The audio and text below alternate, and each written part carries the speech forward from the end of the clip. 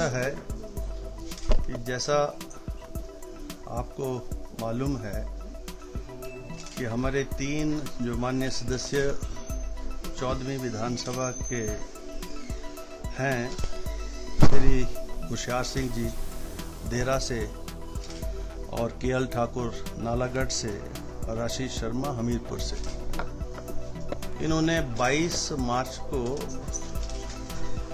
विधानसभा की सदस्यता से जो है वो रिजाइन किया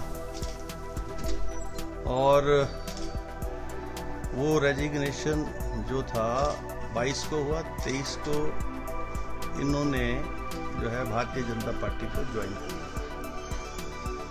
और इसकी इंक्वायरी थी। बीच में चुनाव था, सभी और पार्टीज जो हैं, जिसमें एक हमारे पास एक पटिशन भी आई जग सिंह नेगी जी की तरफ से एंटी डिफेक्शन लॉ में, उन सब की इंक्वायरी करने के बाद जो 3 माननीय सदस्यों ने जो अपने रेजिग्नेशंस दिए थे उनको मैंने एक्सेप्ट कर लिया है और वो तीनों अब जो हैं इस माननीय सदन के सदस्य नहीं रहे। They ceases to be a member of the 14th State Assembly from today onwards।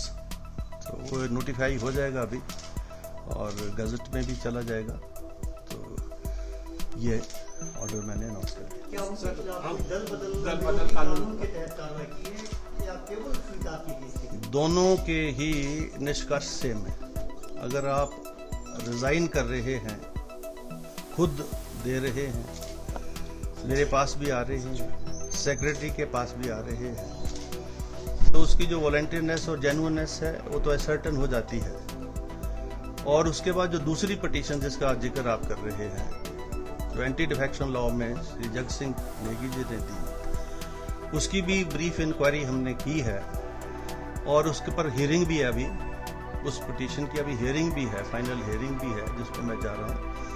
लेकिन चूंकि आज ये फाइनल ऑर्डर पर रखा था मैंने, तो इसलिए उनका जो रेजिग्नेशन है उसको तो मैंने एक्सेप्ट कर लिया। बाकी प्रोसीडिंग्स अभी दूसरी जो है, अब नेट रिजल्ट तो ये है कि they cease to the member either way, either if I accept the resignation और they are disqualified. So this is a less harsh order which I am passing. अभी के लिए उनका इस्तीफा स्वीकार हो गया है, यानी वो सदन के सदस्य? हाँ, सदन के एक्सेप्ट हो गया ऑर्डर दे जो है अभी आपको मिल जाएगा साइट के ऊपर।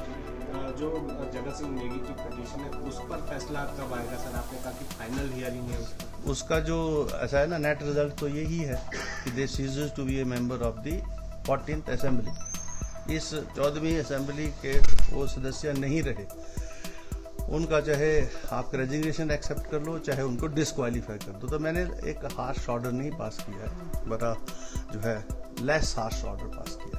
ये तो आपको अब उसकी जो दूसरी पिटीशन है वो इनफ्रक्चुअस हो जाती है और जो इससे पेंडिंग मैटर्स जहां कहीं भी होंगे इस रिलेटेड इश्यूज से, वो सारे इनफ्रक्चुअस हो जाएंगे।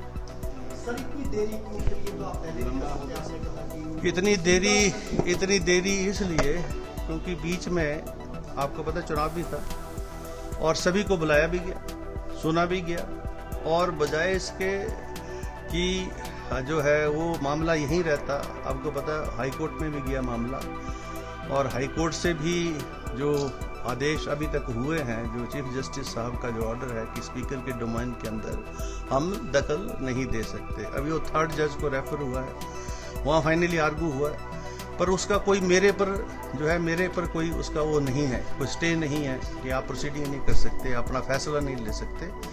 तो ये 2 महीने का समय जो है मिनिमम है, कुछ भी नहीं है, और इसमें इतना समय लगता है, टाइम भी देना पड़ता है, तो उस और जो रिकॉर्ड आया है उसको प्रूव भी करना पड़ता है। तो बड़ा डिटेल ऑर्डर मैंने लिखा है, आप उसको देख लेंगे तो आपको खुद संतुष्टि हो जाएगी। धन्यवाद।